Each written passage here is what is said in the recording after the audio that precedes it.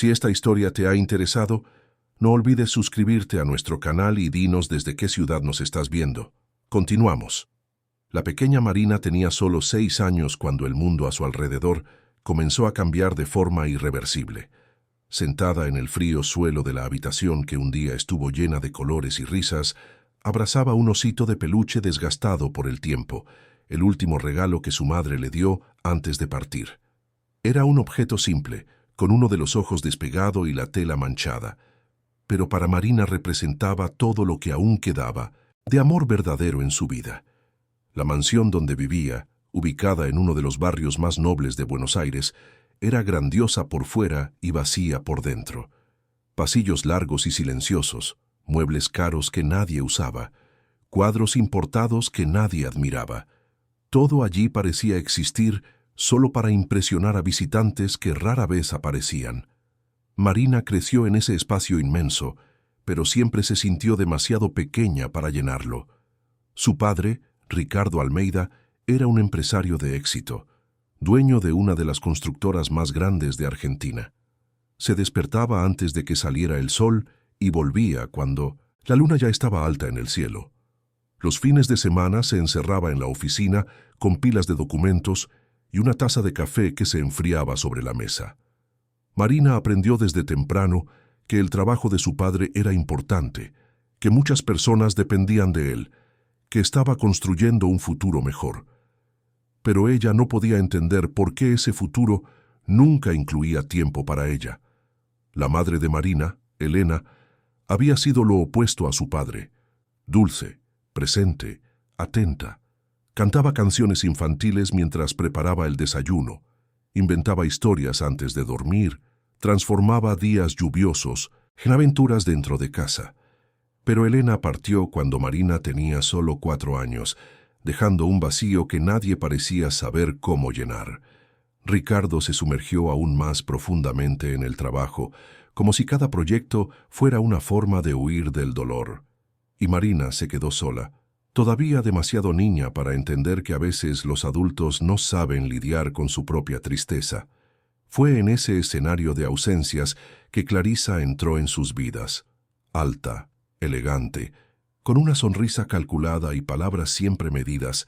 Apareció en una cena de negocios y rápidamente llamó la atención de Ricardo. Clarisa era viuda, conocía bien el mundo corporativo, sabía conversar sobre inversiones y expansiones. Parecía la compañera perfecta para un hombre que vivía entre reuniones y contratos. Se casaron menos de un año después, en una ceremonia discreta que Marina presenció en silencio, sosteniendo el osito contra su pecho. Al principio, Clarisa intentó acercarse a la niña. Le llevaba regalos caros, ropa de marca, juguetes importados. Pero Marina no se impresionaba con cosas. Quería atención. Quería a alguien que jugara con ella, que escuchara sus historias inventadas, que la abrazara cuando tuviera miedo a la oscuridad. Clarisa, sin embargo, no. Era ese tipo de persona. Veía a Marina como una responsabilidad, un detalle complicado en su nueva vida de lujo. Y cuando percibió que la niña no la aceptaba fácilmente, su paciencia empezó a agotarse. El cambio fue sutil al principio. Clarisa dejó de comprar regalos, empezó a responder con brusquedad cuando Marina hacía preguntas, comenzó a quejarse del comportamiento de la niña a Ricardo. Decía que Marina era mimada, desobediente, difícil. Ricardo, siempre ocupado, creía en las palabras de su esposa y rara vez cuestionaba. Él pensaba que Clarisa solo estaba intentando educar a su hija, establecer límites que él mismo no podía imponer por falta de tiempo. Marina sentía la frialdad creciendo a su alrededor, pero no sabía cómo expresarlo. Era solo una niña, intentando entender por qué la nueva esposa de su padre no la quería, por qué su presencia parecía molestar tanto. Empezó a retraerse, a hablar menos, a pasar horas sola en su habitación. El osito viejo se convirtió en su único confidente, el único que escuchaba sus secretos sin juzgarla. La situación empeoró cuando la madre de Clarisa, doña Estela, vino a vivir con ellos. Una mujer de 70 años, amarga y controladora, Estela, tenía opiniones fuertes sobre todo y todos. Miraba a Marina con desprecio mal disimulado, Hacía comentarios ácidos sobre la forma en que la niña se comportaba, se quejaba del ruido que hacía al jugar. Para Estela, Marina era una molestia que debía mantenerse lejos de los ojos y oídos de los adultos. Ricardo percibía la tensión en la casa, pero prefería creer que era normal. Al fin y al cabo, toda familia tenía sus conflictos, sus adaptaciones. Confiaba en Clarisa para cuidar de Marina mientras él se ocupaba de los negocios. Era un acuerdo tácito, una división de tareas que parecía tener sentido en su cabeza cansada. Marina, por su parte, aprendió a volverse invisible. Se despertaba temprano, desayunaba sola en la enorme cocina, iba a la escuela y volvía directamente a su habitación. Evitaba cruzarse con Clarisa y doña Estela por los pasillos, intentaba no hacer ruido, no llamar la atención. Su vida se convirtió en una secuencia de silencios y precauciones. En la escuela, las profesoras notaban que Marina era una niña demasiado callada para su edad. No participaba en los juegos durante el recreo, prefería quedarse sentada bajo un árbol, dibujando en un cuaderno viejo. Sus dibujos mostraban casas sin puertas, personas sin rostros, jardines sin flores. Cuando le preguntaban si todo estaba bien, Marina solo movía la cabeza y sonreía tímidamente. Cierto día, la profesora de arte llamó a Marina para una conversación particular. Le preguntó si estaba feliz en casa, si tenía amigos, si jugaba con su padre. Marina no supo qué responder. Quería decir que no, que se sentía sola, que a nadie parecía importarle. Pero las palabras se le quedaron atrapadas en la garganta. En su lugar, solo se encogió de hombros y murmuró que todo estaba bien. La profesora no insistió, pero anotó mentalmente que debería vigilar a esa niña. En casa, las cosas seguían deteriorándose. Clarisa comenzó a imponer reglas cada vez más rígidas.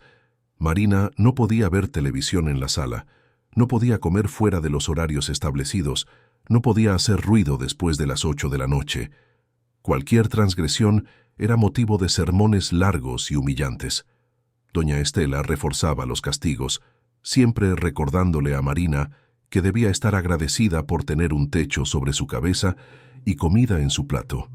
Ricardo rara vez presenciaba esas escenas. Cuando estaba en casa, Clarisa y Estela cambiaban completamente de comportamiento. Sonreían, hacían preguntas amables, elogiaban a Marina delante de él. La niña percibía la farsa, pero no sabía cómo denunciarla. ¿Quién creería a una niña de 6 años contra 2 mujeres adultas? Una noche, Marina se despertó con sed y bajó a la cocina. La casa estaba oscura y silenciosa. Abrió la nevera despacio, intentando no hacer ruido, y cogió una botella de agua. Fue entonces cuando escuchó voces que venían del salón. Reconoció inmediatamente la voz de Clarisa y de doña Estela. Curiosa, se acercó y se quedó escondida detrás de la puerta entreabierta. Estaban conversando sobre Ricardo. Doña Estela decía que él era un hombre fácil de manipular, que creía en todo lo que Clarisa decía. Clarisa reía en voz baja y comentaba que el secreto era mantener a Marina lejos de su padre, hacer que él la viera cada vez menos. Así, el vínculo entre ellos se debilitaría naturalmente, y Clarisa tendría control total sobre la fortuna de la familia. Doña Estela aplaudía la estrategia de su hija, diciendo que pronto Marina sería solo un detalle insignificante en esa casa. Marina sintió el corazón acelerarse. No entendía completamente lo que aquellas palabras significaban, pero sabía que algo muy malo estaba pasando. Volvió a su habitación en silencio, se acostó en la cama y abrazó el osito con fuerza. Las lágrimas corrieron por su rostro mientras le susurraba al juguete que tenía miedo, que no sabía qué hacer. A la mañana siguiente, Marina intentó hablar con su padre. Esperó a que terminara el desayuno y con voz temblorosa le pidió conversar. Ricardo la miró distraídamente, ya de pie y con el teléfono sonando en el bolsillo. Dijo que llegaba tarde a una reunión importante, pero que hablarían más tarde. Marina insistió diciendo que era urgente. Ricardo suspiró, impaciente, y le pidió que hablara con Clarisa, que él no tenía tiempo en ese momento, y salió por la puerta, dejando a Marina sola en el comedor. Clarisa apareció minutos después, con una sonrisa fría en los labios. Preguntó de qué quería hablar Marina con su padre. La niña tragó saliva y mintió, diciendo que era sobre la escuela. Clarisa entrecerró los ojos, desconfiada, pero no presionó. Solo dijo que Marina debería dejar de molestar a su padre con cosas sin importancia, que él tenía responsabilidades serias y no podía perder tiempo con caprichos de niña. Los meses pasaron y Marina se fue cerrando cada vez más. Dejó de intentar comunicarse con su padre, dejó de esperar que alguien notara su tristeza, aceptó que esa era su realidad e intentó sobrevivir de la mejor manera posible. En la escuela, sus notas empezaron a bajar. Le costaba concentrarse, vivía cansada, parecía siempre distante. Las profesoras comentaban entre sí que algo andaba mal, pero no sabían exactamente qué. Fue entonces cuando doña Cristina, la antigua ama de llaves de la familia, volvió a aparecer en la vida de Marina. Cristina había trabajado en la casa desde antes del nacimiento de la niña, había sido una segunda madre para ella cuando Elena vivía, pero Clarisa la despidió poco después del matrimonio, alegando que la casa no necesitaba tantos empleados. Cristina, sin embargo, nunca olvidó a Marina. Siempre que podía, pasaba frente a la mansión esperando ver a la niña jugando en el jardín. Pero Marina nunca más aparecía. Preocupada, Cristina decidió llamar a Ricardo. Consiguió el número de la oficina e insistió hasta que él la atendió. Dijo que necesitaba hablar urgentemente sobre Marina, que estaba preocupada por la niña. Ricardo, sorprendido por el contacto, accedió a encontrarse con ella en un café cercano a la oficina. En el encuentro, Cristina fue directa. Contó que había oído historias preocupantes sobre lo que pasaba en la casa, que los vecinos comentaban que nunca más veían a Marina, que la niña parecía haber desaparecido de la vida social. Ricardo se puso a la defensiva.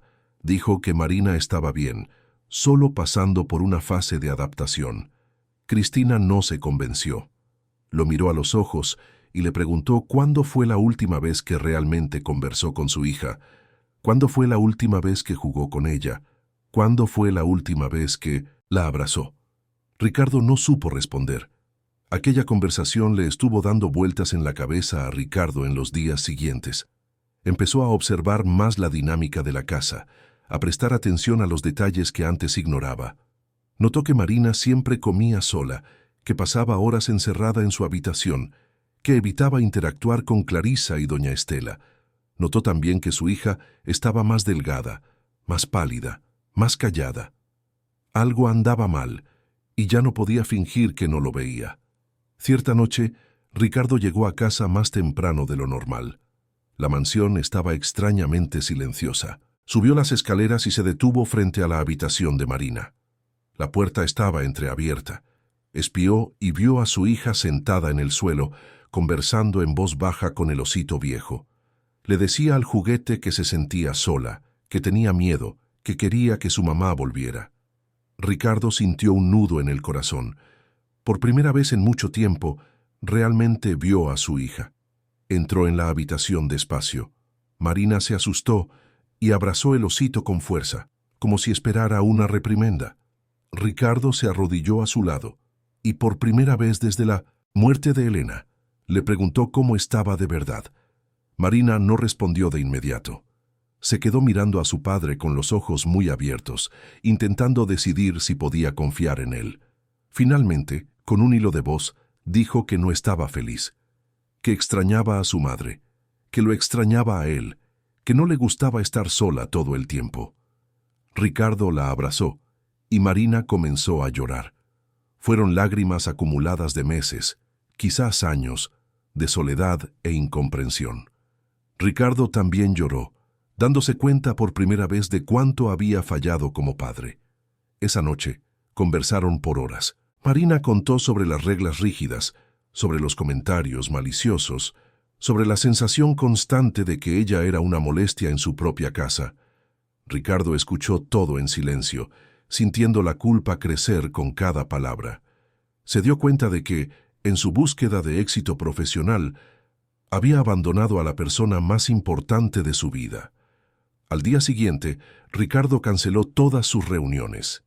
Llevó a Marina a pasear por el parque, algo que no hacían desde hacía años. Caminaron de la mano, conversaron sobre cosas simples, rieron de chistes tontos. Marina parecía una niña diferente cuando estaba al lado de su padre, más ligera, más feliz. Ricardo se dio cuenta de cuánto había perdido al alejarse de ella, pero cuando volvieron a casa, la atmósfera cambió nuevamente. Clarisa y doña Estela estaban esperando en la sala, con expresiones serias. Clarisa preguntó dónde habían estado, por qué Ricardo había faltado al trabajo. Él respondió tranquilamente que había pasado el día con su hija, que era hora de que él estuviera más presente. Clarisa forzó una sonrisa y dijo que le parecía maravilloso, pero su tono dejaba claro que no estaba satisfecha. Ricardo comenzó a llegar más temprano a casa. Cenaba con Marina, la ayudaba con la tarea, le leía historias antes de dormir. La niña florecía con la atención de su padre, volvía a sonreír, a jugar, a ser niña. Pero cuanto más cerca estaba Ricardo de Marina, más se alejaba Clarisa. Ella comenzó a hacer comentarios ácidos sobre la relación entre padre e hija, insinuando que Ricardo estaba siendo excesivamente protector, que estaba mimando a Marina. Doña Estela apoyaba a su hija en cada crítica.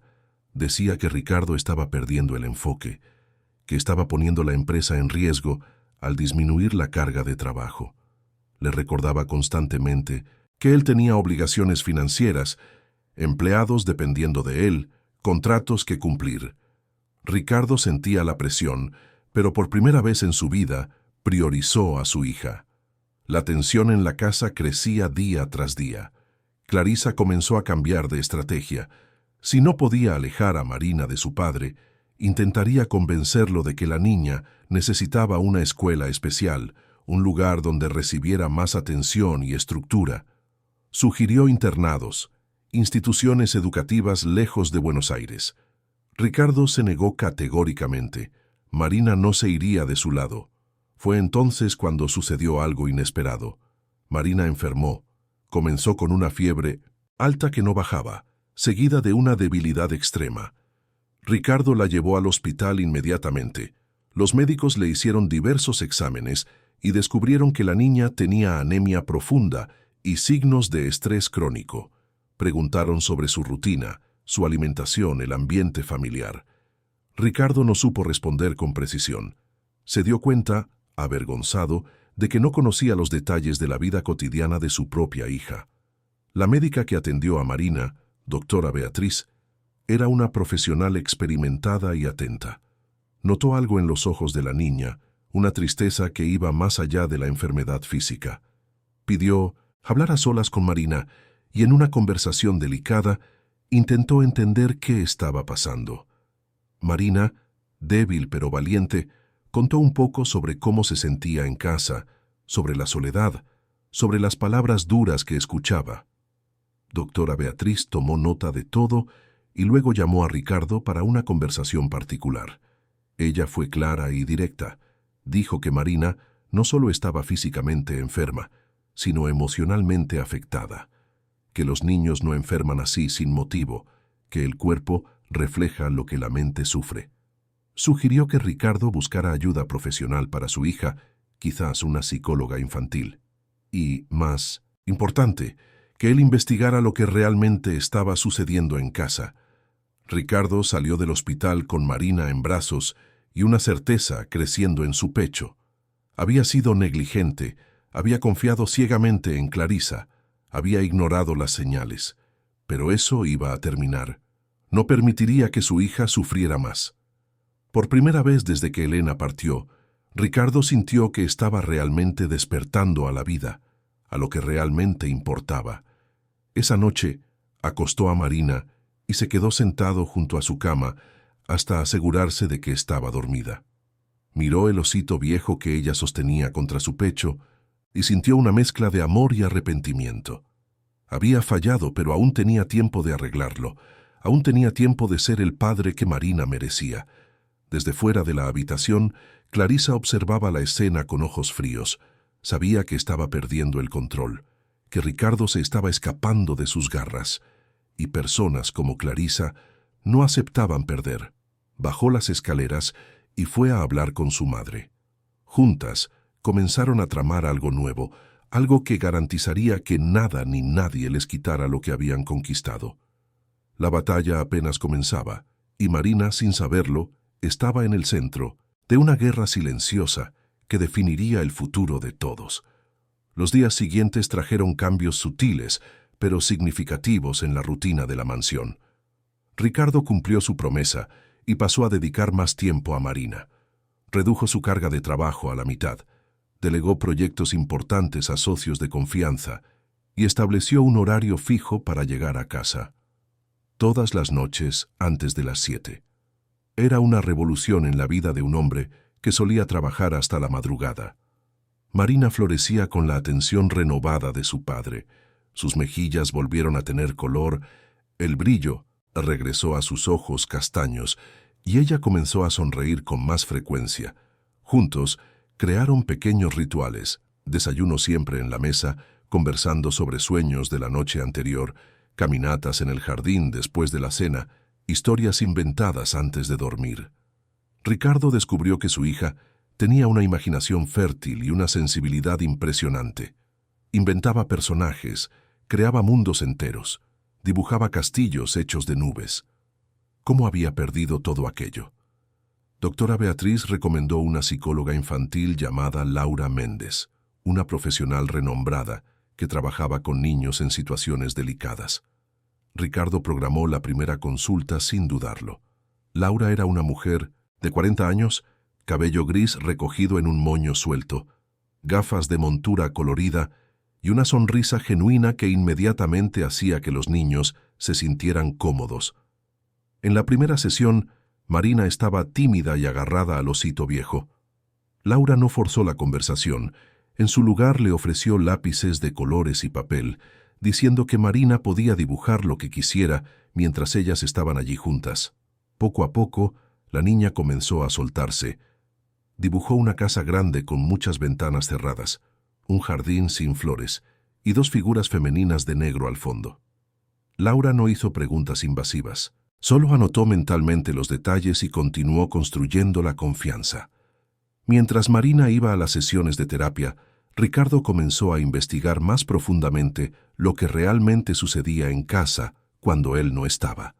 Conversó discretamente con los empleados que aún trabajaban en la mansión, el chofer, la cocinera, el jardinero. Todos parecían tener miedo de hablar abiertamente, pero entre líneas de las respuestas vagas, Ricardo percibió que había mucho más sucediendo de lo que él imaginaba. La cocinera, doña Neusa, una señora de 60 años que trabajaba para la familia desde hacía décadas, fue la primera en romper el silencio. Una mañana, cuando Clarisa y Estela habían salido de compras, ella llevó a Ricardo a un rincón de la cocina y, con los ojos llorosos, le contó que Marina frecuentemente aparecía en la cocina pidiendo comida porque no había comido lo suficiente en la cena, que a la niña se le impedía comer fuera de los horarios, que muchas veces la mandaban a su habitación sin terminar la comida por motivos triviales.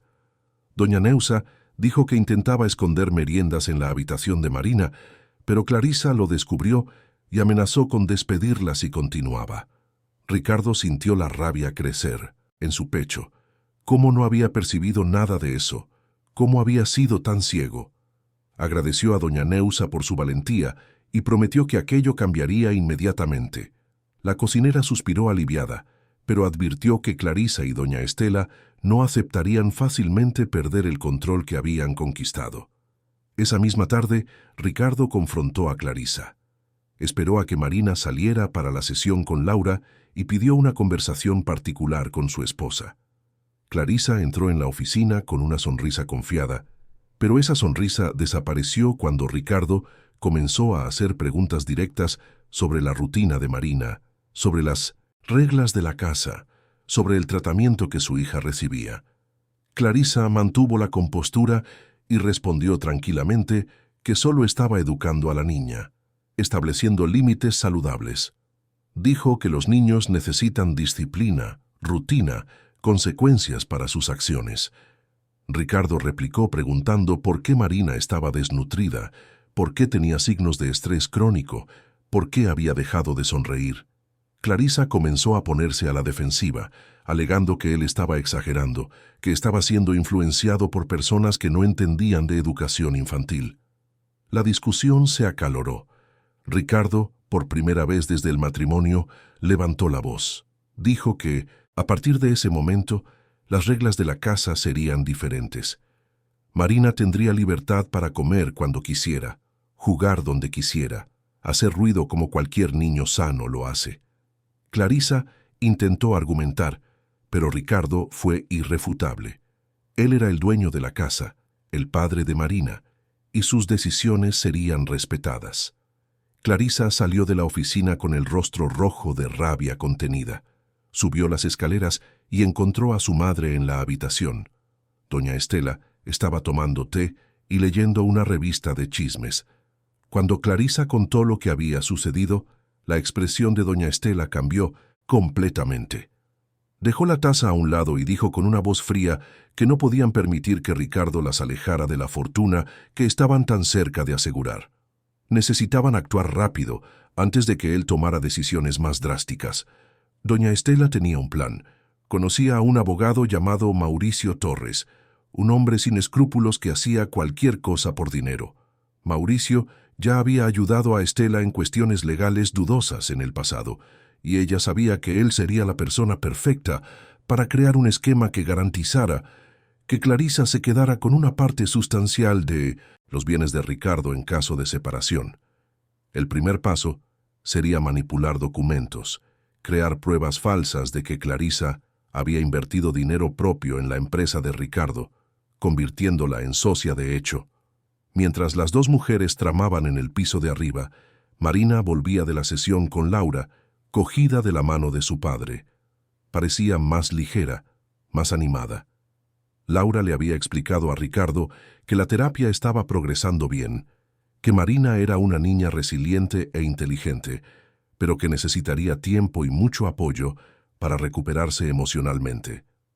Ricardo agradeció y prometió estar presente en cada paso del camino. Por la noche, durante la cena, la tensión en la mesa era palpable. Clarisa y doña Estela comían en silencio, con expresiones cerradas.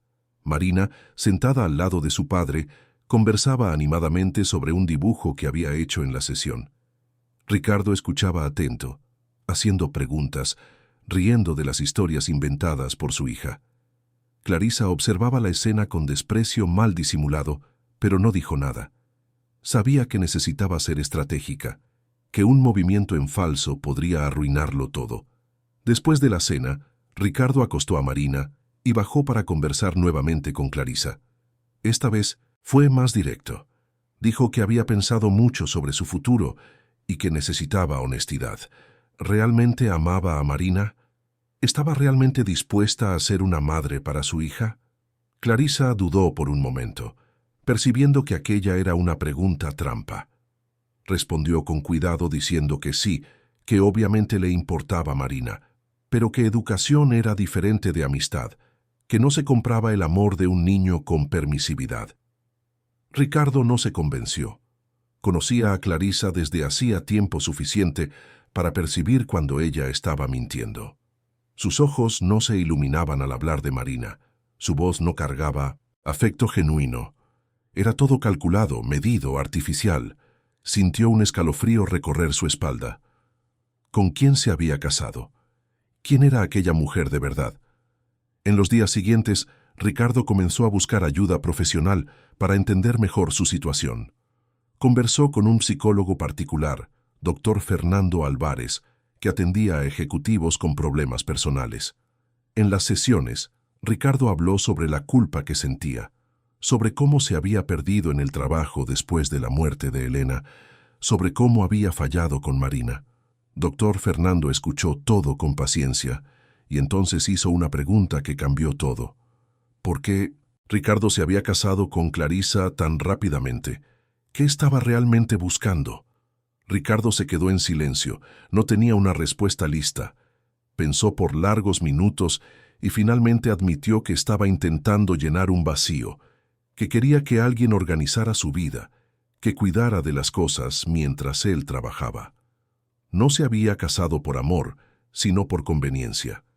Y Marina había pagado el precio de esa decisión egoísta.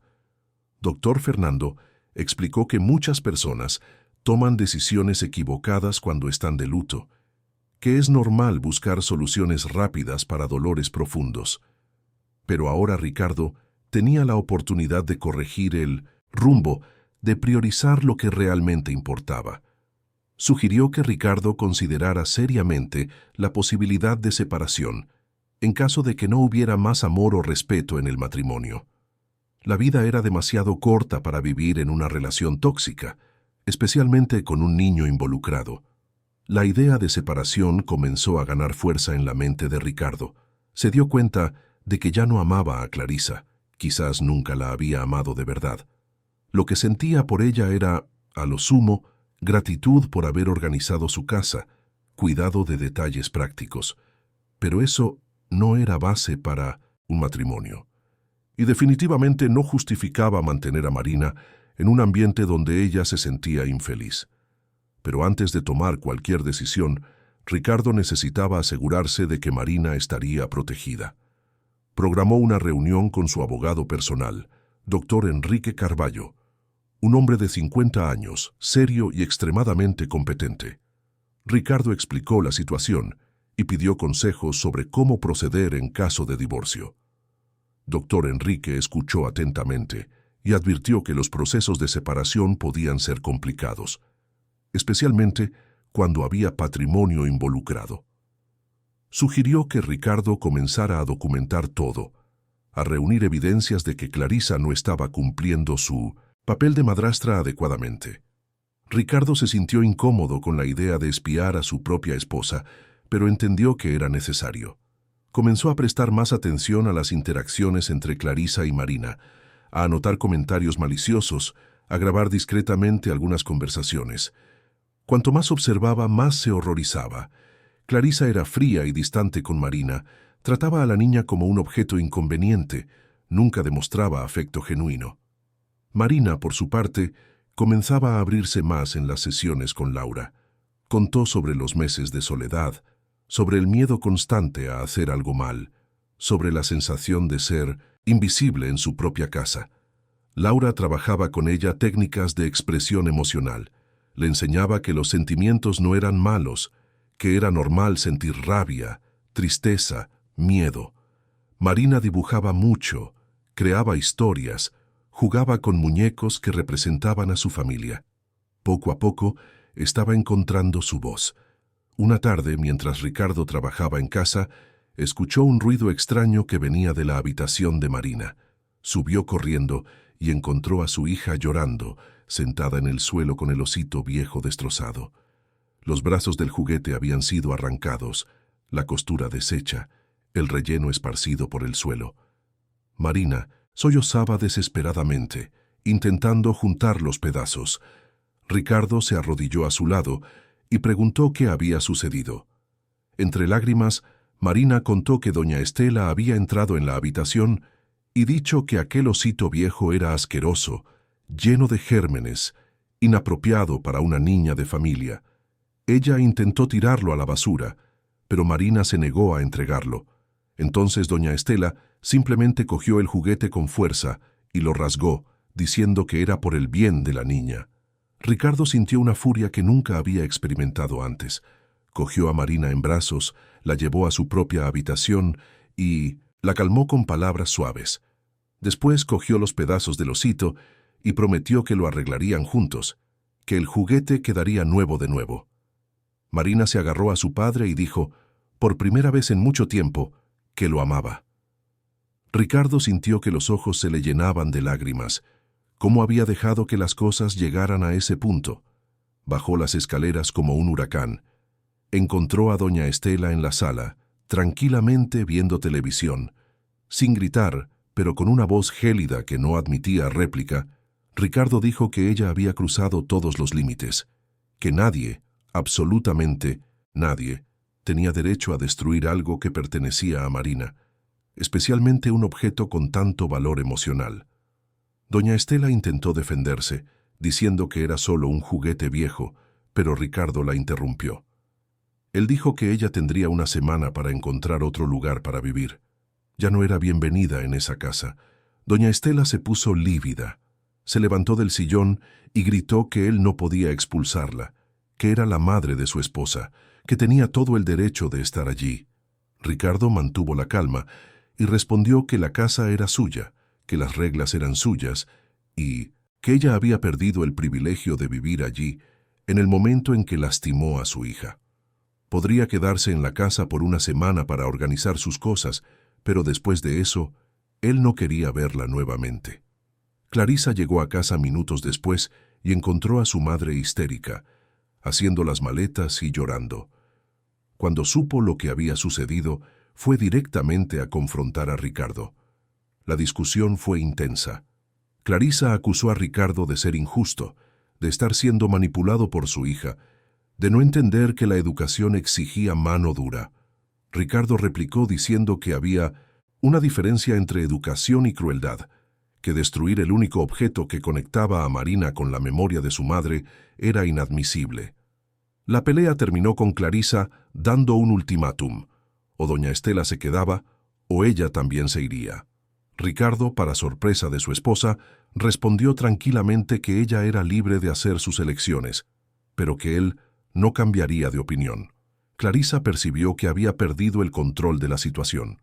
Subió a su habitación, dio un portazo y llamó inmediatamente al abogado Mauricio Torres.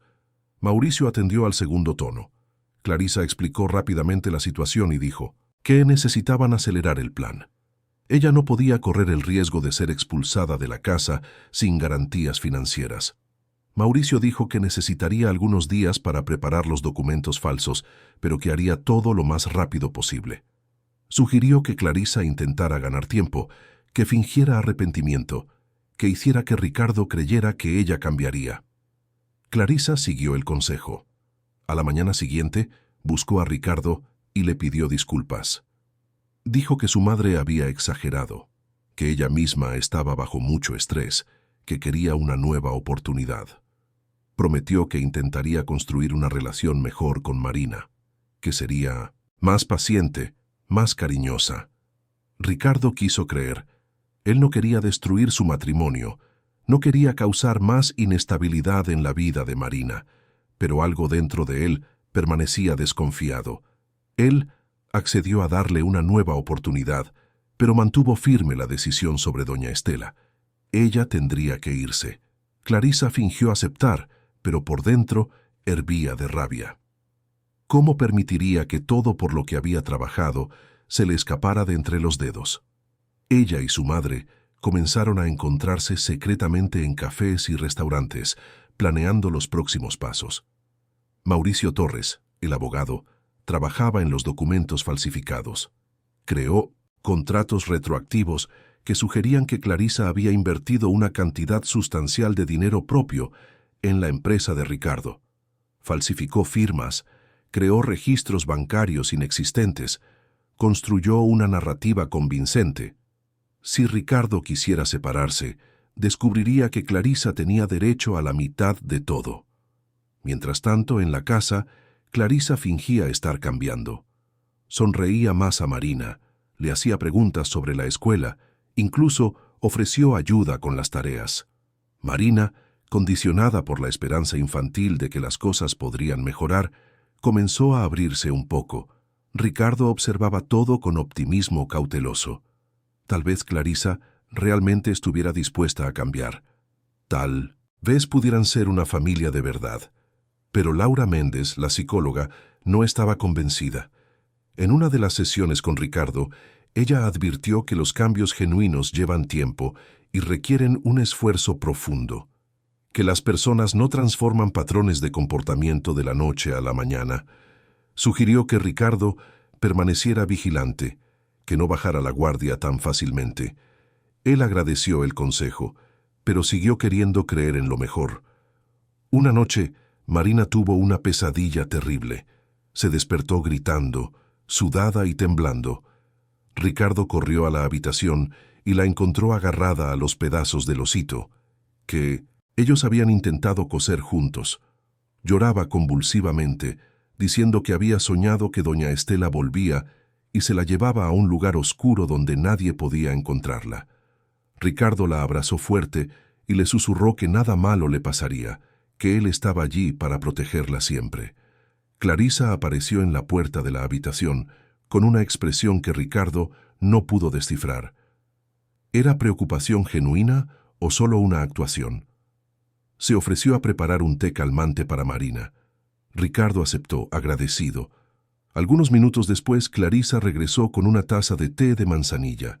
Marina bebió despacio y, poco a poco, fue calmándose. Ricardo se quedó a su lado hasta asegurarse de que estaba durmiendo nuevamente. Cuando volvió a su habitación, encontró a Clarisa despierta, mirando por la ventana. Le preguntó si todo estaba bien. Ella se giró y por primera vez pareció genuinamente vulnerable. Dijo que estaba cansada de peleas, que quería paz, que estaba dispuesta a intentar ser una familia de verdad. Ricardo la abrazó, queriendo creer que aquello era real. Pero en el fondo de su mente, una pequeña voz seguía advirtiendo que algo no estaba bien. En los días siguientes, la dinámica de la casa parecía finalmente estar mejorando. Marina volvió a asistir a la escuela con más entusiasmo. Sus notas mejoraron. Hizo nuevos amigos. Clarisa mantenía la fachada de madrastra atenta, siempre presente en las comidas, siempre preguntando sobre el día de la niña. Doña Estela finalmente había dejado la casa, instalándose en un apartamento que Ricardo pagó por 3 meses para facilitar la transición. Pero lejos de los ojos de Ricardo, las cosas eran diferentes. Mauricio Torres finalizó los documentos falsos y se los entregó a Clarisa. Ella los guardó en una caja fuerte particular, esperando el momento adecuado para usarlos. Doña Estela, en su nuevo apartamento, seguía tramando. Había contratado a un investigador privado para seguir a Ricardo, buscar cualquier información que pudiera ser usada contra él. El investigador, un hombre llamado Pablo Silva, era eficiente y discreto. Siguió a Ricardo durante semanas, anotando su rutina, sus visitas a la oficina, sus encuentros con el abogado Enrique Carballo.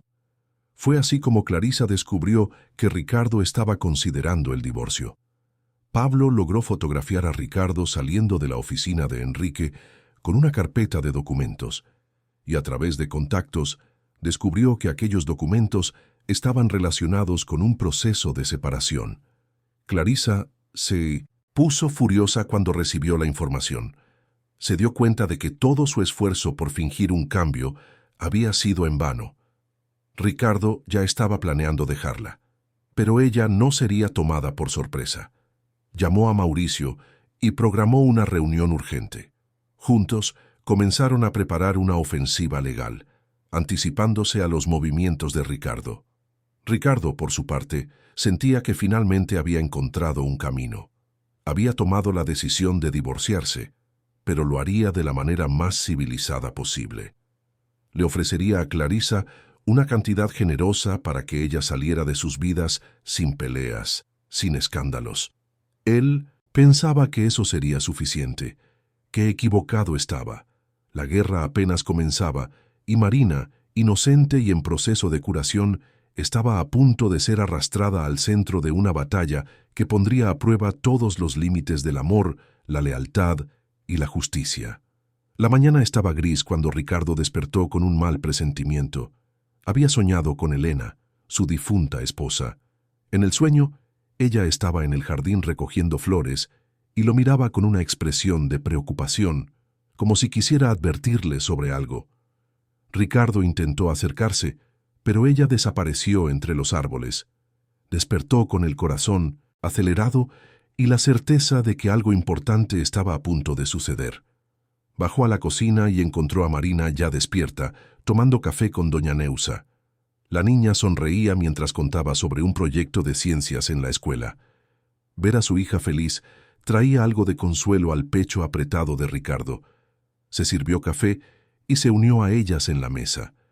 Clarisa aún no había bajado, lo que era extraño para alguien que solía despertar temprano.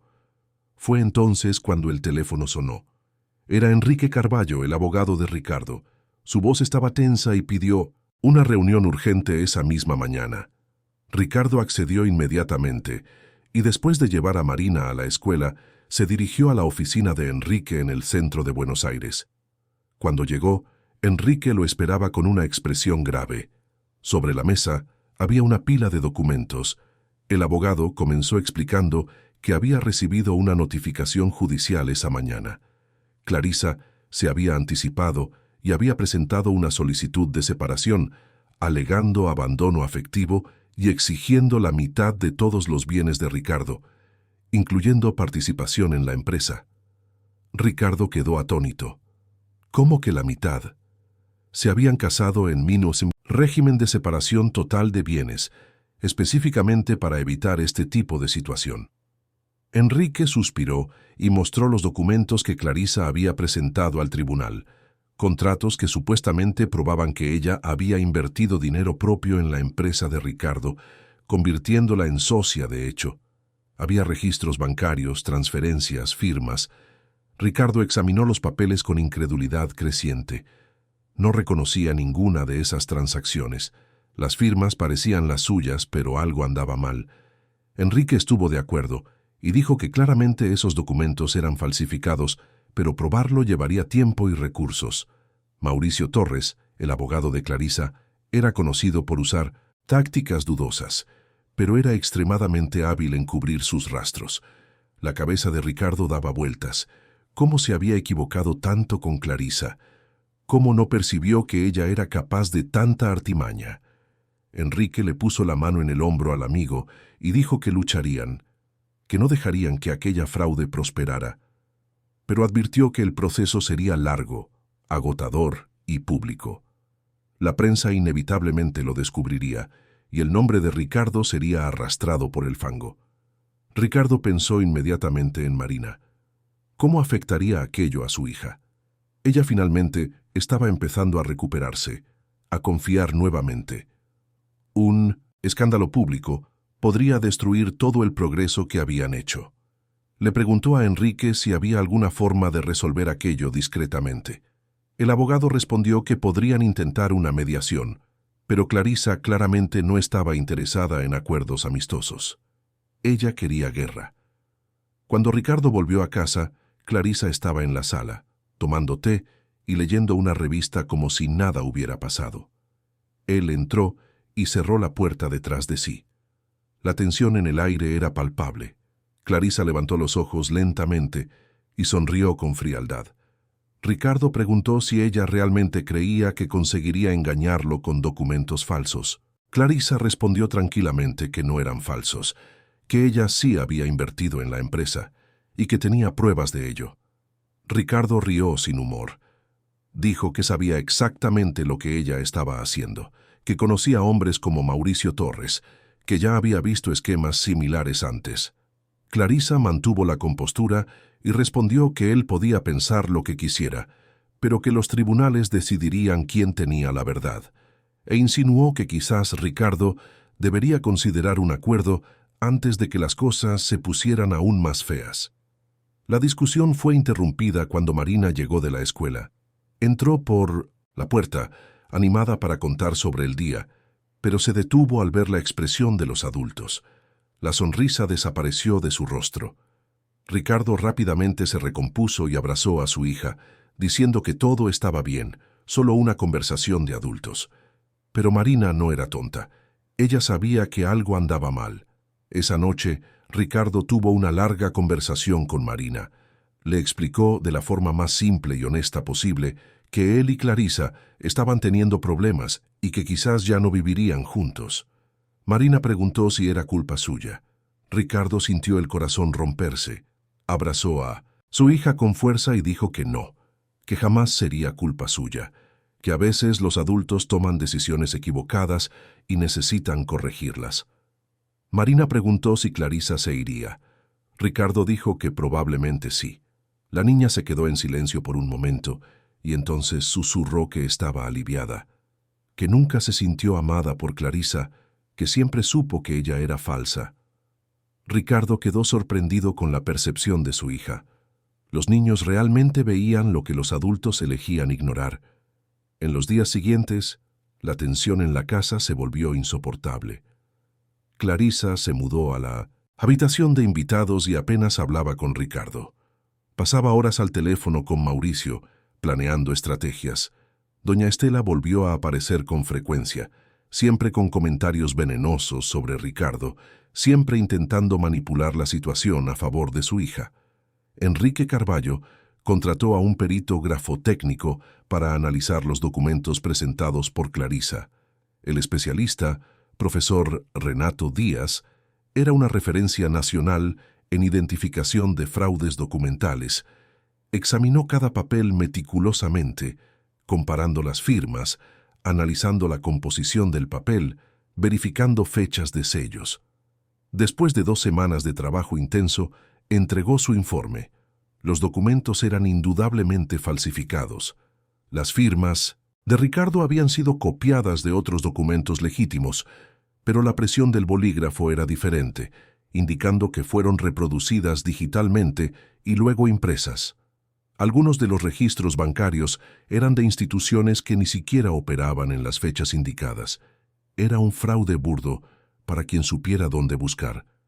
Enrique inmediatamente presentó una acción criminal contra Clarisa y Mauricio Torres por falsificación de documentos. La policía fue alertada y una investigación formal comenzó. Mauricio intentó desvincularse del caso, alegando que había recibido los documentos de Clarisa y no tenía conocimiento de que eran falsos. Pero los investigadores encontraron correos electrónicos intercambiados entre él y una imprenta especializada en reproducción de papeles antiguos, lo que lo incriminaba directamente. Cuando los oficiales de justicia llegaron para notificar a Clarisa sobre el proceso criminal, ella estaba en la sala con doña Estela. Las dos se pusieron lívidas. Clarisa intentó mantener la compostura, pero sus manos temblaban al firmar el recibo de la notificación. Se dio cuenta de que había subestimado a Ricardo, que había apostado demasiado alto y ahora estaba a punto de perderlo todo. Doña Estela entró en pánico. Comenzó a gritar que aquello era persecución, que Ricardo estaba usando su poder y dinero para destruirlas.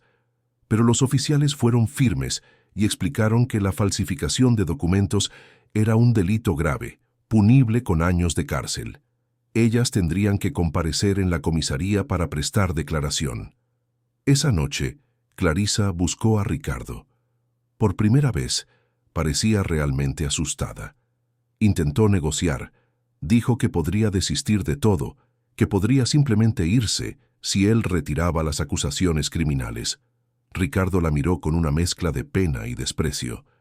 Dijo que aquello ya no dependía solo de él, que la justicia seguiría su curso, que ella tendría que responder por sus propios actos. Clarisa comenzó a llorar. No eran lágrimas de arrepentimiento, sino de frustración. Dijo que solo quería tener seguridad financiera, que se había casado con Ricardo porque pensaba que él la cuidaría. Ricardo respondió que el matrimonio no era un negocio, que ella había elegido el camino equivocado al intentar engañarlo. Y lo peor de todo, ella había hecho sufrir a Marina en el proceso. Al mencionar a Marina, Clarisa cambió de tono. Se puso a la defensiva y dijo que nunca había lastimado a la niña, que solo intentaba educarla. Ricardo replicó con todos los ejemplos que había documentado, los comentarios crueles, las restricciones alimentarias, la destrucción del osito, el aislamiento emocional. Clarisa intentó justificarse, pero Ricardo la interrumpió. Él dijo que no quería escuchar más excusas, que ella tendría que lidiar con las consecuencias de sus elecciones. La situación se complicó aún más cuando la prensa descubrió el caso. Una periodista investigativa llamada Beatriz Cardoso, del mayor periódico de Buenos Aires, recibió una denuncia anónima sobre el proceso. Ella comenzó a investigar y pronto descubrió toda la trama. El matrimonio rápido, los documentos falsificados, el proceso de divorcio fraudulento. Era una historia perfecta para los titulares. Cuando el artículo fue publicado, la vida de Ricardo se puso patas arriba. Reporteros acamparon frente a la mansión. Llamaban a su celular a cualquier hora, perseguían su coche. Marina tuvo que faltar a la escuela por una semana, porque los periodistas intentaban abordarla. Ricardo hizo lo posible para proteger a su hija, pero era imposible controlar la situación completamente. Algunos medios retrataron a Ricardo como víctima de una estafadora. Otros insinuaban que él era un hombre negligente que había fallado como padre. Clarisa dio entrevistas intentando hacerse la víctima, alegando que era una mujer abandonada que solo luchaba por sus derechos. Pero cuanto más hablaba, más lagunas aparecían en su historia. Fue entonces cuando Cristina, la antigua ama de llaves, decidió dar un paso al frente. Buscó a Beatriz Cardoso y contó todo lo que había visto durante los años en que trabajó en la casa. Habló sobre cómo era tratada Marina, sobre las reglas absurdas, sobre el miedo constante en que vivía la niña. Cristina incluso tenía algunas grabaciones de audio que había hecho en su celular, registros de momentos en que presenció a Clarisa y doña Estela siendo crueles con Marina. Cuando esas grabaciones se hicieron públicas, la opinión pública se volvió completamente contra Clarisa. Las redes sociales explotaron con comentarios indignados. La gente pedía justicia para Marina, exigía que Clarisa fuera castigada severamente. Doña Estela fue fotografiada intentando huir de los reporteros y la imagen se viralizó, siendo transformada en memes y chistes. Mauricio Torres tuvo su licencia para ejercer la abogacía suspendida temporalmente mientras el Colegio de Abogados investigaba sus prácticas. Intentó negociar un acuerdo de delación premiada, ofreciendo entregar otros casos en los que había fabricado pruebas a cambio de una pena menor, pero los fiscales no estaban interesados en acuerdos. Querían dar un ejemplo, mostrar que los fraudes no serían tolerados. Durante todo ese caos, Ricardo intentaba mantener a Marina protegida y estable. Comenzaron a pasar los fines de semana en una finca en el campo, lejos de los focos y las cámaras. Allí, Marina podía correr por el campo, jugar con animales, simplemente ser niña. Ricardo percibía cómo florecía cuando estaba lejos de toda aquella locura. Laura Méndez, la psicóloga, continuaba trabajando con Marina. Las sesiones ahora incluían técnicas para lidiar con la exposición pública, para procesar el hecho de que su historia estaba siendo contada para el país entero. Marina mostraba una resiliencia impresionante. Le dijo a Laura que no tenía vergüenza de lo que había sucedido, que no era culpa suya, que estaba simplemente feliz por finalmente tener a su padre de vuelta. El juicio fue programado para 3 meses después. Enrique preparó un caso sólido, con el informe del perito, las grabaciones de Cristina, testimonios de otros empleados y registros médicos de Marina mostrando los efectos del estrés crónico. Era imposible que Clarisa y Mauricio escaparan de la condena. Pero antes del juicio, sucedió algo inesperado. Doña Estela sufrió un colapso nervioso. La presión de la exposición pública, el miedo a la prisión, la vergüenza de ver su farsa desenmascarada, fueron demasiado para ella. Fue internada en una clínica psiquiátrica en estado delicado. Clarisa, por primera vez, pareció genuinamente afectada al ver a su madre en esa condición. Ricardo, a pesar de todo, sintió una punzada de compasión. No deseaba ver a nadie sufriendo, ni siquiera a aquellas que habían causado tanto daño, pero también sabía que compasión no significaba absolución. Ellas tendrían que responder por sus actos, pero él deseaba que, de alguna forma, encontraran paz y redención en el futuro. Marina preguntó a su padre si doña Estela estaría bien. Ricardo explicó que ella estaba enferma, que a veces las personas hacen cosas malas porque están sufriendo por dentro. Marina reflexionó sobre eso y dijo que sentía pena por Clarisa y doña Estela, que debía ser triste vivir siendo mala, sin saber cómo amar de verdad. Ricardo quedó impresionado con la sabiduría de su hija. A los 7 años, ella ya entendía cosas que muchos adultos tardan toda una vida en aprender. A medida que el juicio se acercaba, Ricardo tomó una decisión importante. Se dio cuenta de que había pasado años persiguiendo el éxito profesional, acumulando riqueza, expandiendo negocios. Pero nada de eso importaba realmente.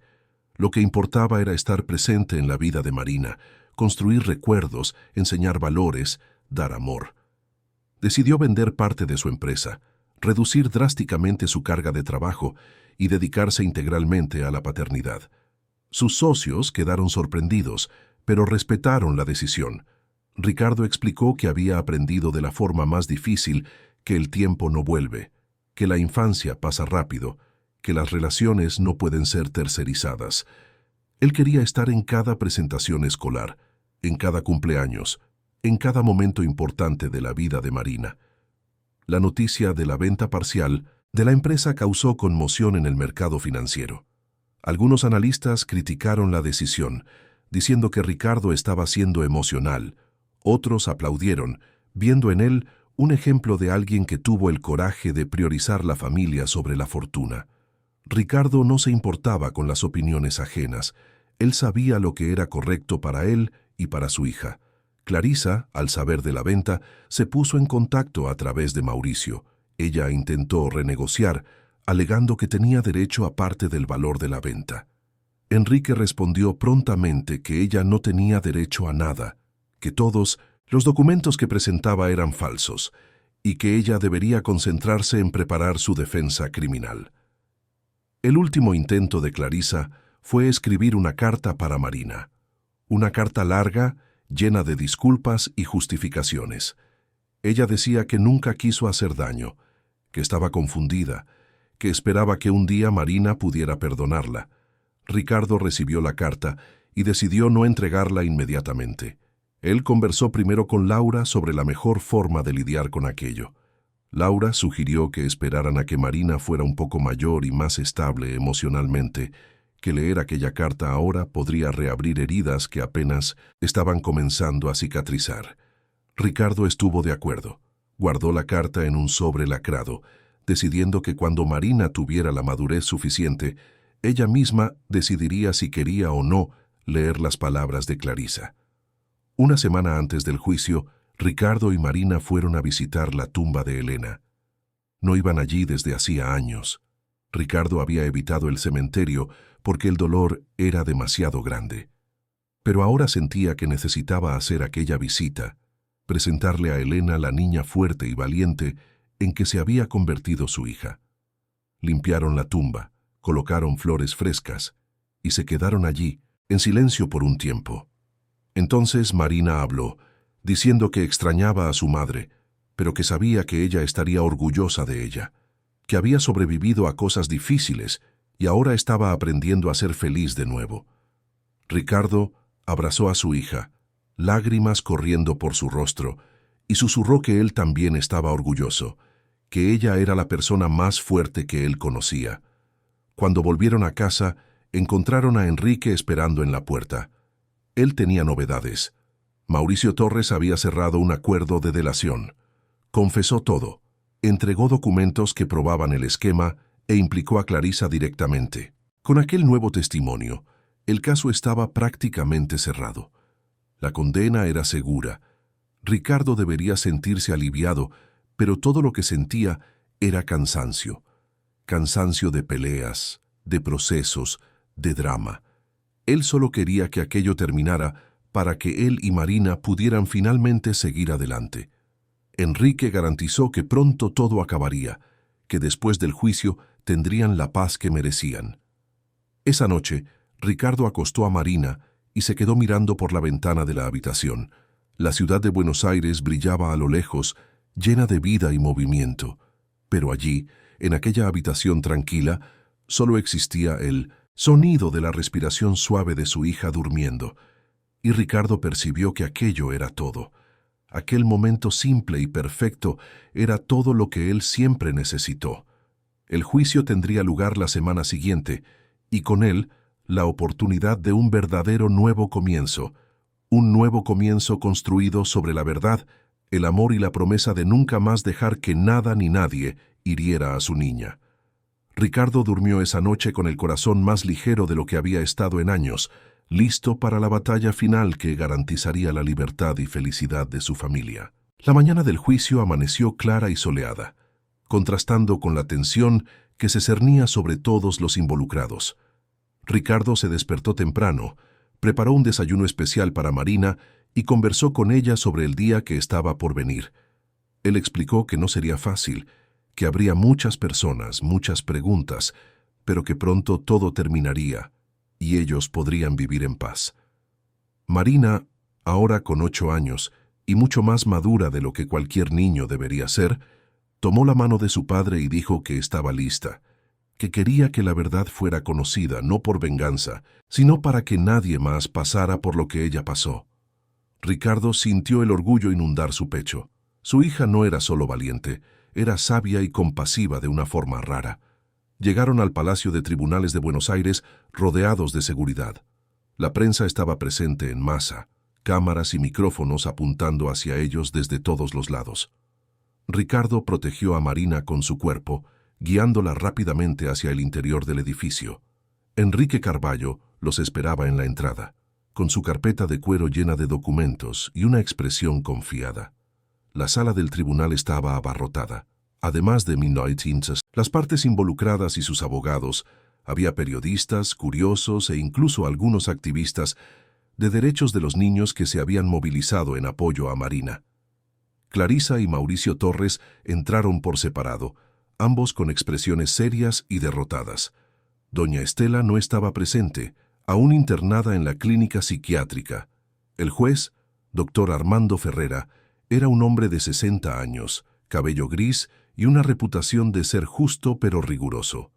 Abrió la sesión y leyó las acusaciones: falsificación de documentos, intento de fraude procesal y, adicionalmente, indicios de maltrato psicológico a una menor.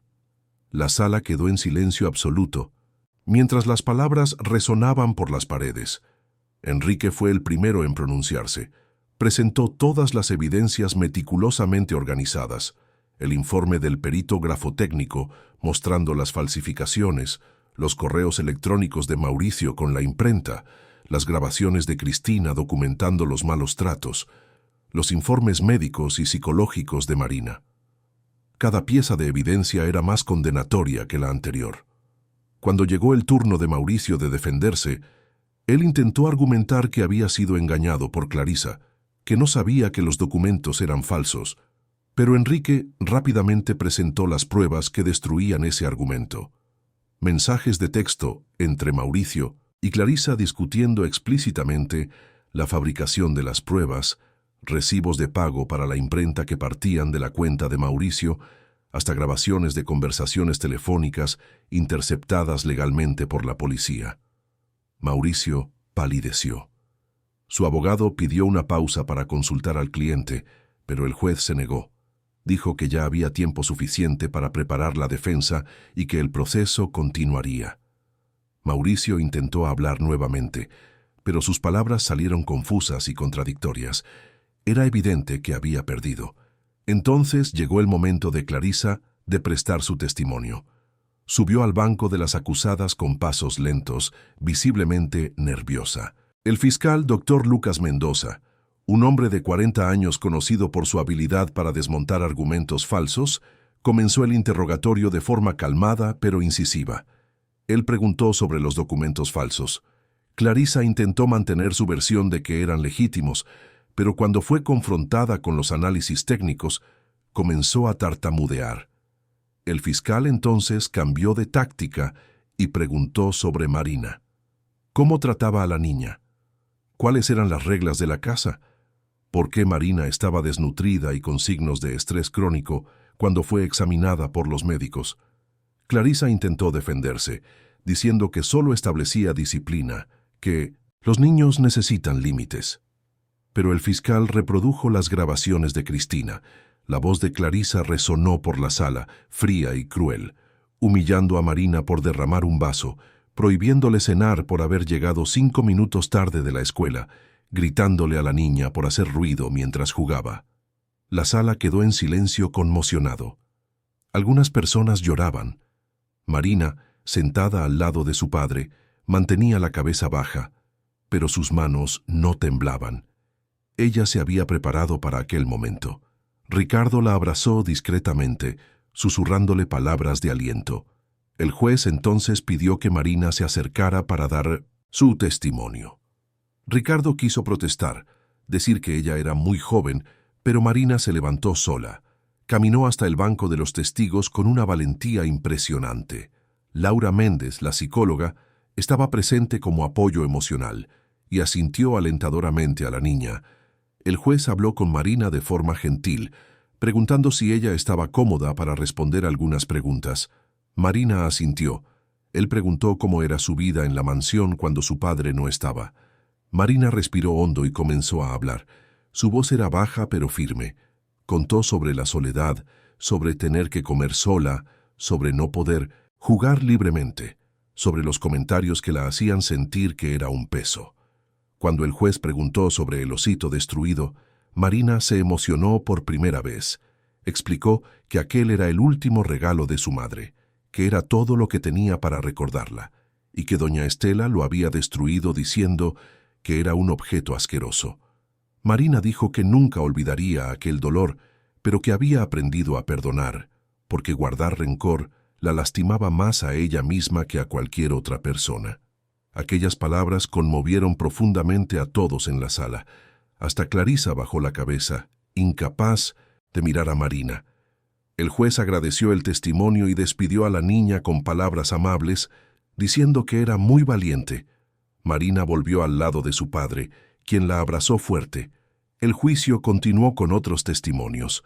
Cristina subió al estrado y contó detalladamente todo lo que había presenciado. Doña Neusa, la cocinera, hizo lo mismo, relatando cómo tenía que esconder comida para Marina. El chofer de la familia confirmó que frecuentemente escuchaba a Marina llorando sola en el asiento trasero del coche de camino a la escuela. Cada testimonio pintaba un cuadro cada vez más sombrío de síntesis, lo que había sido la vida de Marina. Cuando todos terminaron, el juez pidió las alegaciones finales. Enrique hizo un discurso poderoso sobre justicia, sobre la responsabilidad de los adultos de proteger a los niños, sobre cómo el dinero y la codicia pueden corromper almas. Pidió la condena máxima para Clarisa y Mauricio, no por venganza, sino para que sirvieran de ejemplo. El abogado de defensa de Clarisa intentó apelar a la clemencia, alegando que su cliente estaba arrepentida, que había actuado por inseguridad y miedo al futuro. Pero sus palabras sonaron vacías después de todas las evidencias presentadas. El juez escuchó todo en silencio, tomando notas, ocasionalmente haciendo preguntas. Cuando llegó el momento de la sentencia, la sala quedó tensa. El juez Armando Ferrera ajustó sus gafas y comenzó a leer. Dijo que había analizado cuidadosamente todas las pruebas y testimonios, que aquel era un caso particularmente grave, porque involucraba no solo fraude financiero, sino también el bienestar de una niña inocente. Condenó a Mauricio Torres a 4 años de reclusión por falsificación de documentos e intento de fraude procesal. Adicionalmente, a Mauricio se le revocó permanentemente su licencia para ejercer la abogacía. El hombre que había construido una carrera usando tácticas turbias, finalmente pagaría el precio. En cuanto a Clarisa, la sentencia fue aún más severa. 5 años de reclusión por los mismos delitos, más la obligación de resarcir a Ricardo por todos los costos procesales y daños morales. Además, se le prohibió cualquier contacto con Marina hasta que la niña cumpliera 18 años y, si lo deseaba, buscara el contacto por cuenta propia. Clarisa se desmoronó en lágrimas. No eran lágrimas de arrepentimiento genuino, sino de autocompasión. Había apostado alto, manipulado sin remordimiento, y ahora enfrentaba las consecuencias. Doña Estela, aunque no presente, también fue condenada como cómplice, pero su pena sería revisada de acuerdo con su estado de salud mental. El juez entonces se dirigió directamente a Marina, que estaba sentada al lado de su padre. Dijo que lamentaba profundamente todo lo que ella había pasado, pero que ahora podría vivir en paz, sabiendo que la justicia había sido hecha. La elogió por su valentía y por su capacidad de perdonar, diciendo que ella sería un ejemplo para muchas personas. Cuando la sesión fue cerrada, Ricardo y Marina dejaron el tribunal rodeados de seguridad. La prensa gritaba preguntas, pero ellos no respondieron. Ricardo había preparado un comunicado oficial que sería divulgado más tarde. Por ahora, ellos solo querían ir a casa y dejar aquel capítulo doloroso atrás. En el coche, Marina se quedó quieta por un largo tiempo. Entonces, miró a su padre y dijo que estaba feliz de que todo hubiera terminado, pero que también sentía pena por Clarisa. Ricardo preguntó por qué. Marina explicó que Clarisa probablemente nunca aprendió a amar de verdad, que debía ser muy triste vivir de esa manera, siempre intentando tomar lo que no era suyo, siempre con miedo a perder.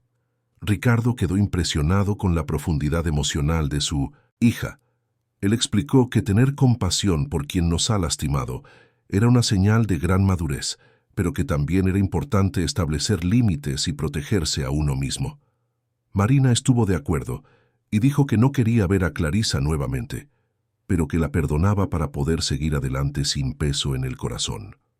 En los meses siguientes, la vida finalmente comenzó a normalizarse. La prensa eventualmente perdió el interés en el caso, pasando al siguiente escándalo. Ricardo vendió la mansión en Buenos Aires, con todas las malas memorias que ella cargaba, y compró una casa más pequeña, pero más acogedora en un barrio tranquilo. Era un lugar lleno de luz, con un jardín enorme donde Marina podía jugar libremente. Ricardo también cumplió su promesa de reducir drásticamente el trabajo. Mantuvo solo una participación minoritaria en su antigua empresa y pasó a actuar como consultor, trabajando desde casa y con horarios flexibles. Por primera vez en su vida, él tenía tiempo. Tiempo para estar con Marina, tiempo para sí mismo, tiempo para vivir. Marina volvió a florecer. Sus notas en la escuela mejoraron considerablemente, hizo nuevos amigos, participó en actividades extracurriculares, descubrió que amaba bailar y comenzó a tomar clases de ballet. Ricardo iba a todas las presentaciones, siempre en primera fila, filmando cada momento con el celular y aplaudiendo hasta que le dolían las manos. Las sesiones de terapia con Laura continuaron, pero ahora con foco en crecimiento y desarrollo, no más en la curación de traumas. Marina aprendió a expresar sus emociones de forma saludable, a confiar nuevamente, a soñar con el futuro. Le dijo a Laura que cuando creciera quería ser psicóloga, para ayudar a otros niños que pasaron por situaciones difíciles. Ricardo también comenzó terapia con el doctor Fernando. Necesitaba procesar su propia culpa, aprender a perdonarse a sí mismo por los errores del pasado. Doctor Fernando lo ayudó a entender que el arrepentimiento era inútil, pero la responsabilidad era poderosa, que él no podía cambiar el pasado, pero podía construir un futuro mejor. Cristina volvió a trabajar para la familia, no como ama de llaves, sino como una especie de abuela adoptiva para Marina. Ella preparaba los platos favoritos de la niña, contaba historias de cuando Elena vivía, ayudaba con las tareas. Marina la llamaba cariñosamente abuela Cris, y Cristina usaba el título con orgullo. Un año después del juicio, Ricardo llevó a Marina a visitar nuevamente la tumba de Elena. Llevaron flores frescas y pasaron algún tiempo allí en silencio. Entonces Marina habló, diciendo que estaba bien ahora, que papá la estaba cuidando muy bien, que ellos estaban felices. Ella dijo que Elena podía quedarse tranquila, que ella estaba creciendo fuerte y valiente. Ricardo añadió que había aprendido la lección más importante de su vida, que nada, absolutamente nada, era más importante que la familia y el amor. Que él había sido un tonto persiguiendo éxito y dinero mientras su hija lo necesitaba, pero que ahora él estaba presente y lo estaría para siempre. Cuando salieron del cementerio, Marina preguntó si un día ella podría leer la carta que Clarisa había escrito. Ricardo quedó sorprendido de que ella supiera de la carta. Marina explicó que lo había oído conversando con Laura sobre eso. Ricardo pensó por un momento y entonces accedió, diciendo que cuando ella se sintiera lista, cuando estuviera lo suficientemente fuerte emocionalmente, ella podría leerla. Pero no había prisa. La decisión sería suya. Los años pasaron. Marina creció y se convirtió en una adolescente brillante y compasiva. Mantuvo su interés en psicología, haciendo trabajo voluntario en albergues para niños en situación de vulnerabilidad. Su propia experiencia la hacía especialmente sensible a los dolores ajenos, pero también capaz de ofrecer esperanza genuina. Cuando Marina cumplió 15 años, decidió que estaba lista para leer la carta de Clarisa. Ricardo se la entregó sin comentarios. Marina fue a su habitación, cerró la puerta y la leyó. La carta era larga y llena de justificaciones, pero también contenía un pedido genuino de disculpas. Clarisa admitía que había sido cruel, que había puesto el dinero por encima de la humanidad, que se arrepentía profundamente. Marina leyó todo y luego guardó la carta en un cajón. Bajó y le contó a su padre que no sentía rabia, solo tristeza por Clarisa. Dijo que quizás un día, cuando fuera adulta y Clarisa hubiera cumplido su pena, ella consideraría un encuentro, pero no para restablecer una relación, solo para ofrecer perdón personalmente. Ricardo abrazó a su hija y dijo que apoyaría cualquier decisión que ella tomara. En la escuela, Marina era conocida como la niña que siempre defendía a los más débiles. No toleraba el acoso escolar, intervenía cuando veía injusticia, ofrecía amistad a quien estaba solo. Sus profesores la adoraban y frecuentemente la citaban como ejemplo de resiliencia y carácter. Cuando llegó la hora de elegir una universidad, Marina decidió estudiar psicología en la UBA. Ricardo lloró de orgullo cuando ella recibió la noticia de aprobación. Su hija no solo había sobrevivido a los traumas de la infancia, ella había transformado aquel dolor en propósito de vida. La noche antes de que Marina comenzara la universidad, padre e hija se sentaron en el jardín de la casa, observando las estrellas. Marina, ahora una joven mujer de 18 años, miró a Ricardo y dijo que quería agradecerle por haberse despertado a tiempo, por haberla elegido a ella, por haber mostrado que el amor verdadero es presencia, no regalos. Ricardo, con los ojos llorosos, dijo que era él quien debería agradecer, que Marina le había enseñado lo que realmente importaba en la vida, que ella lo había salvado tanto como él la había salvado a ella, que era un privilegio ser su padre, ver la mujer increíble en que se estaba convirtiendo. Se quedaron allí por horas, conversando sobre sueños, sobre el futuro, sobre cómo la vida tenía una forma extraña de transformar tragedias en propósito. Marina dijo que cuando tuviera sus propios hijos un día, ella sería el tipo de madre que siempre estaría presente, que escucharía, que amaría incondicionalmente, y que enseñaría a sus hijos que perdonar no significa olvidar, sino que significa liberarse a uno mismo. Ricardo sonrió y dijo que ella sería una madre maravillosa, porque ella había aprendido en carne propia lo que un niño realmente necesita. No lujo, no regalos caros, sino tiempo, atención, amor genuino.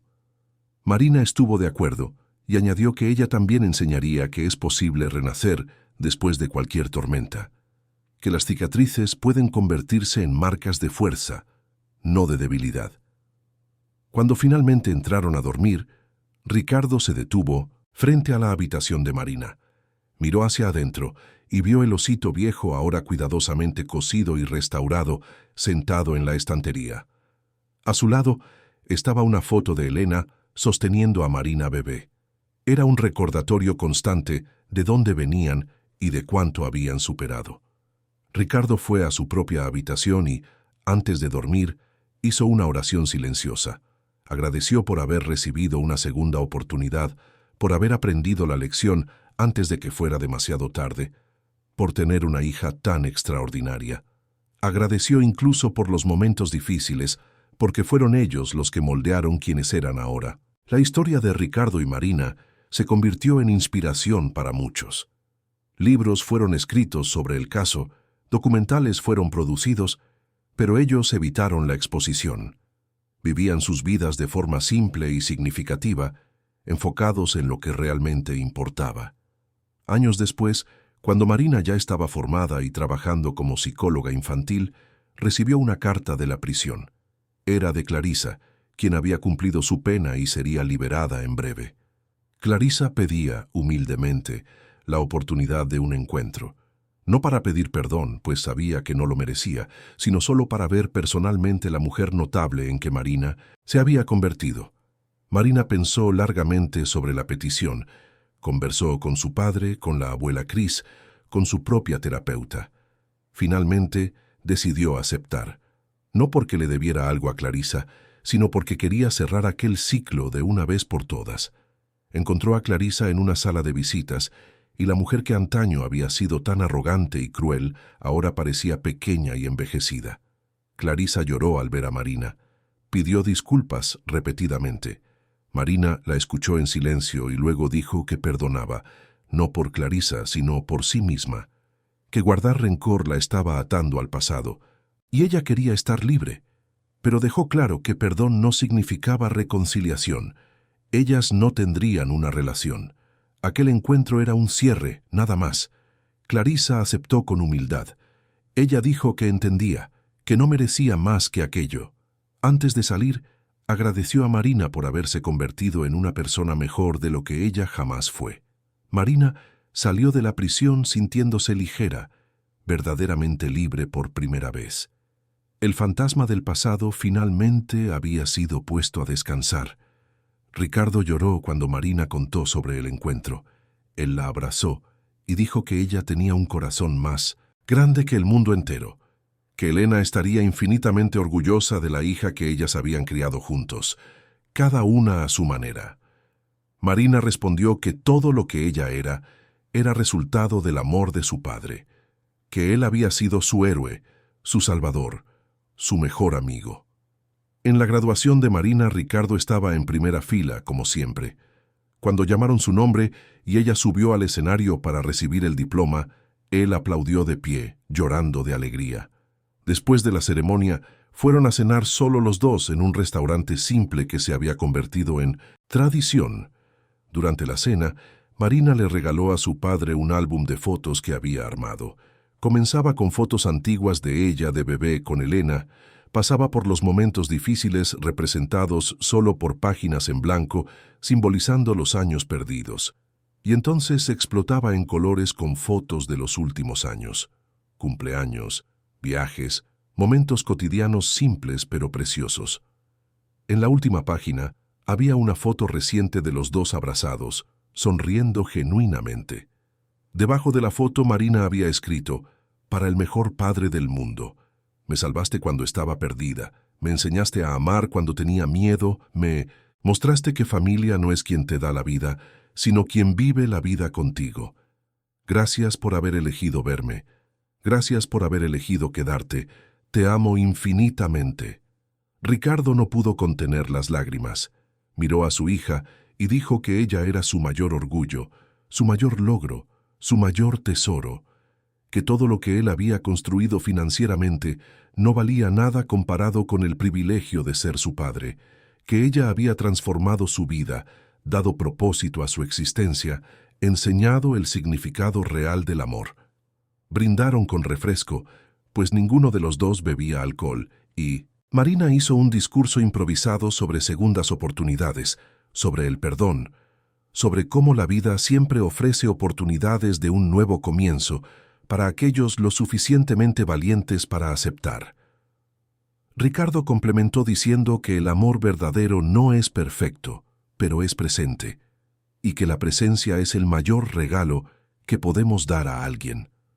Cuando volvieron a casa aquella noche, Ricardo percibió que su jornada estaba completa.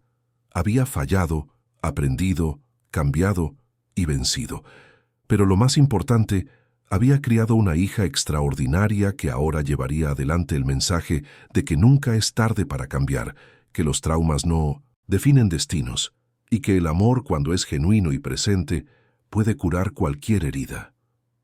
La última escena de la historia de Ricardo y Marina ocurre años después, cuando Marina trae a casa a su primer paciente exitoso, un niño que superó situaciones terribles gracias a su tratamiento. Ricardo está en el jardín plantando flores, su pasatiempo favorito en los últimos años. Marina presenta al niño al abuelo postizo, y Ricardo cuenta cómo él y Marina superaron juntos sus propias tempestades. La niña los mira con esperanza en los ojos. Marina se arrodilla a su lado y dice la frase que cambió su vida y ahora cambiará la de muchos otros niños. No estás solo, y juntos vamos a encontrar el camino de vuelta a la luz. Ricardo sonríe, sabiendo que el legado que dejará al mundo no es fortuna o fama, sino una hija que dedica su vida a curar otras almas heridas. Y así, La historia que comenzó con lágrimas y soledad termina con sonrisas y propósito. Porque al final, lo que realmente importa no es cuánto sufrimos, sino cuánto aprendemos de ese sufrimiento. No es cuántas veces caemos, sino cuántas veces elegimos levantarnos. Y no es cuántas personas nos lastiman, sino cuántas personas elegimos amar a pesar de todo. Fin de la historia. Queridos oyentes, esperamos que la historia de Marina y Ricardo haya tocado profundamente su corazón. Si se emocionaron con este viaje de superación, amor y segundas oportunidades, dejen su like, suscríbanse al canal y cuéntenos en los comentarios qué momento los marcó más. ¿Se identificaron con la valentía de Marina? ¿Con la transformación de Ricardo? Todos los días traemos historias intensas como esta, que revelan el lado más profundo del alma humana. Historias sobre perdón, nuevos comienzos y la fuerza del amor verdadero. Su participación en los comentarios nos ayuda a seguir creando contenidos que realmente hacen la diferencia en la vida de quienes nos acompañan.